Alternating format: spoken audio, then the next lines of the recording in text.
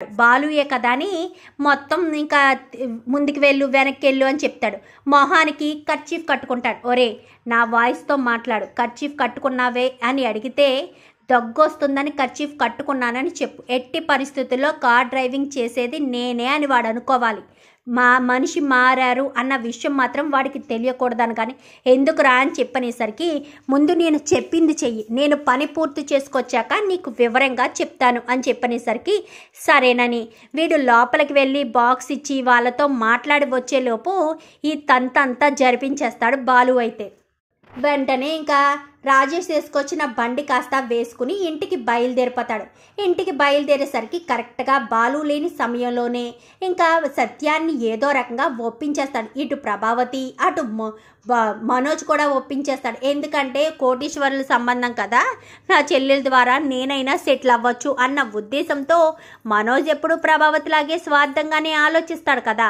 ఇంకా అలాగా ఆలోచించి తీసుకోమ్మా, బాలుగాడు లేకపోతే ఏంటి, మిగిలిన వాళ్ళందరము ఉన్నాం కదా, నాన్న కూడా ఉన్నాడు కదా, తీసుకోమ్మా అంటూ అనేసరికి సరే అని ఒప్పుకునడంతో ఇంకా వెంటనే కారులోంచి కాస్త అవన్నీ తీసుకొచ్చి ఇంకా ఒక నెక్లెస్ కాస్త ఓపెన్ చేసి నిశ్చయితాంబూలాలు మార్చుకోవడానికి పంతులు గారు మీరు మంత్రాలు చదవండి అనగానే మంత్రాలు చదువుతూ ఉండగానే ఇంకా నిశ్చయితాంబూలాలు మార్చుకుందాం అనుకునేసరికి కరెక్ట్గా వస్తాడు బాలు.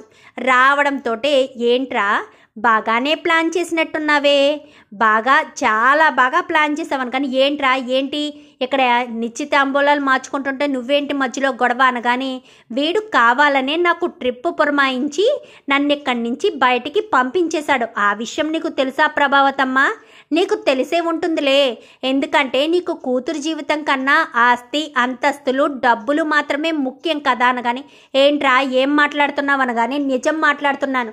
నేను ఇక్కడ ఉంటే వీడిని పెళ్లి కొడుకుగా చూస్తే ఖచ్చితంగా ఈ నిశ్చితార్థం ఈ పెళ్లి చూపులు ఏది జరగనివ్వనని వీడికి ముందే తెలుసు. అందుకని ఖాళీ బాక్సులు పెట్టి ఊరంతా తిరగమని వీడిని ఒక మనిషిని పురమాయించి వాడితో ఊరంతా తిరుగుతున్నారు. ట్రిప్పు లేదు ఏమీ లేదు, కావాలని నన్ను ఇక్కడ ఉండకుండా చేయడం కోసమే ఇదంతా చేశాడు.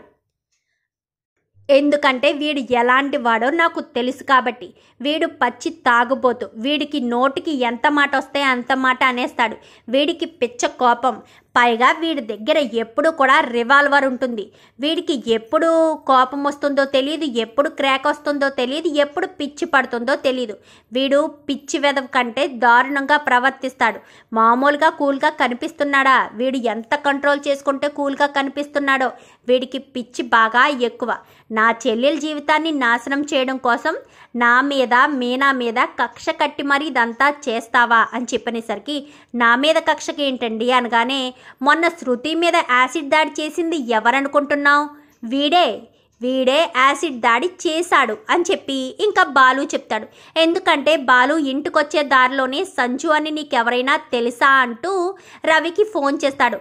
నాకు తెలియదన్నయ్య, శృతిని పెళ్లి చూపులు చూసుకోవడానికి వచ్చింది వాడే. మొన్న యాసిడ్ దాడి చెయ్యబోతే వదిన కాపాడింది కూడా వాడి నుంచి అన్న విషయం తెలుసుకుంటాడు.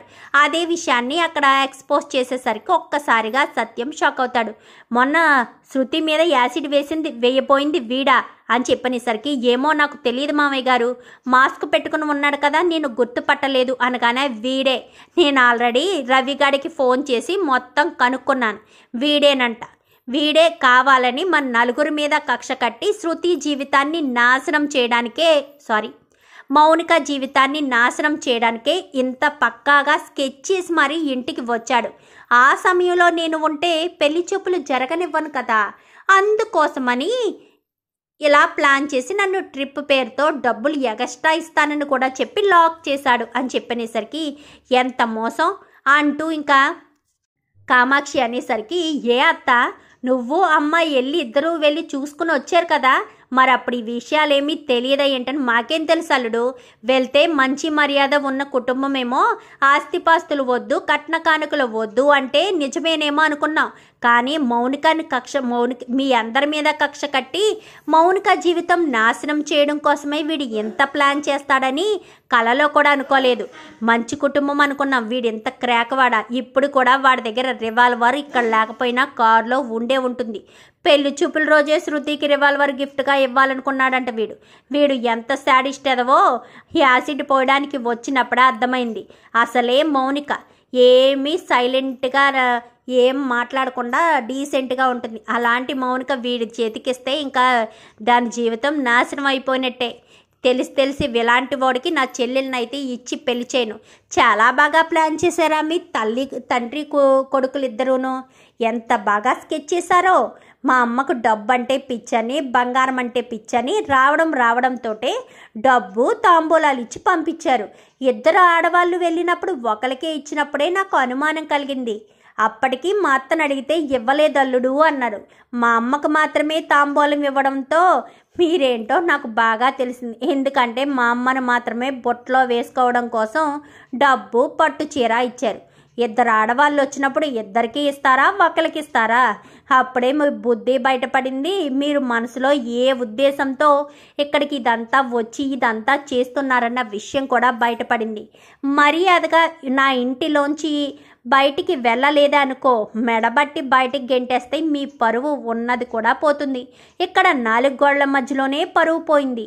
అదే 4 దారుల మధ్యలో పోయిందనుకో, తర్వాత మీ ఇష్టం. పైగా కోటీశ్వర్లు కదా, పరువుకి ప్రాణాలు ఇచ్చేస్తారు కదా. వెళ్ళండి. ఏ దారిన వచ్చారో అదే దారిన ఏ తాంబూలాలు తీసుకుని వెళ్ళండి. చూడు సంజు, నీకు వార్నింగ్ ఇస్తున్నాను.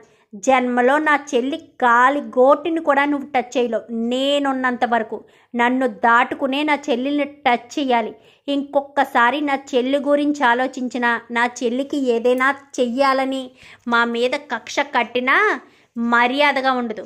వీలైనంత తొందరగా నా ఇంటి నుంచి, నా కనిచూపు మేరలోంచి బయటికి వెళ్తే నీ ప్రాణాలు నువ్వు కాపాడుకుంటావు. ఎంత మోసం చేసావరా! నా చెల్లెలి జీవితాన్ని నాశనం చేసేద్దామని పక్కాగా ప్లాన్ చేసుకుని వచ్చావు కదా. చూసావమ్మా ప్రభావతమ్మ, ఇది వీని గారి బుద్ధి. వీడి గురించి ఆలోచించకుండా డబ్బో అని మోతెక్కిపోయి మరీ సంబంధం చూసేసావు. డబ్బు ఉన్నప్పుడే తేడా కూడా వస్తుంది. అది అర్థం చేసుకుంటే బాగుంటుంది. వెళ్ళలేక నుంచి అని చెప్పనేసరికి వదిలిపెట్టం రానుగా నువ్వేం చేస్తావురా? నువ్వు నన్నేం చేస్తావు? నోరు మూసుకుని పోరా. నా చేతులతో తన్నులు తిన్నవాడివి నువ్వు. ఇంకా నువ్వు నన్నేం చేయగలవు? వెళ్ళక నుంచి అని చెప్పనేసరికి ఇంకా అక్కడి నుంచి వెళ్ళిపోతాడు. అన్నయ్య అంటూ ఇంకా మౌనిక వచ్చి బాలుని హత్తుకుంటుంది. సమయానికి మీరు వచ్చారు కాబట్టి సరిపోయింది అనగానే అవును మేనా, కరెక్ట్గా సమయానికి బాలుగాడు వచ్చాడు కాబట్టి ఆ సంజు నిజస్వరూపం ఏంటో తెలిసిండేది. లేదంటే నిశ్చితార్థాలు అయిపోతే సగం పెళ్ళి అయిపోయినట్టే. పాపం మౌనిక జీవితం నాశనం అయిపోయినట్టు అనగానే ఇంకెప్పుడు అలాంటి మాట అనకత్త. నేను ఉండగా నా చెల్లెలి జీవితాన్ని నాశనం చేయను. వాణ్ణి చంపైనా సరే నా చెల్లెల్ని పుట్టింటికి తీసుకొచ్చి జీవితాంతకాలం నేను చూసుకుంటాను. నా చెల్లెలు నాకు బరువు కాదు. వాడి చేతుల్లో నా చెల్లెలు పెడతానా? ఎప్పటికీ అలా జరగదు అని చెప్పి బాలు అయితే అంటాడు. చూద్దాం మరి రాబోయే ఎపిసోడ్స్లో తండ్రి కొడుకులు ఇద్దరు మరి ఎలా కక్ష కడతారు. వీడియో నచ్చితే లైక్ చేయండి, ఛానల్ని సబ్స్క్రైబ్ చేసుకోండి, పక్కనే ఉన్న బెల్ సింబల్లో ఆల్ పై క్లిక్ చేయండి. ఇలా చేయడం వల్ల అందరికంటే ముందుగా చూడవచ్చు.